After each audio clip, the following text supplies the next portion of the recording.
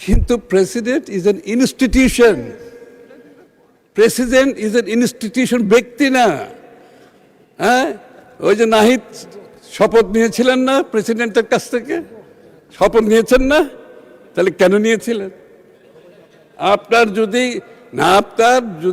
শপথ নিয়ে মন্ত্রী হয়েছেন প্রেসিডেন্টের কাছে, কেন নিয়েছেন? না, আমি আপত্তি করছি না, আমি আপনাকে কৃতিত্ব দিচ্ছি।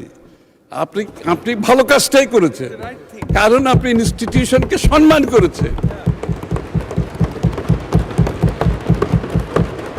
এখন আপনি মন্ত্রী নাই, আপনি বিরোধী দলে বসে আছেন, এখন আবার প্রেসিডেন্টকে আপনি ইনস্টিটিউশন হিসেবে তার সম্মানটা থেকে বঞ্চিত করছেন। আপনাদের বক্তব্যে সকলের মধ্যে এই কথাটি উঠে আসছে। আবার যেদিন শপথ গ্রহণ করা হয়েছে ইন্টেরিয়াম গভর্নমেন্টের, আমাদের বন্ধুরা সবাই তো সদল বলে সম্মুখ সারিতে উপস্থিত ছিলেন, সম্মুখ সারিতে।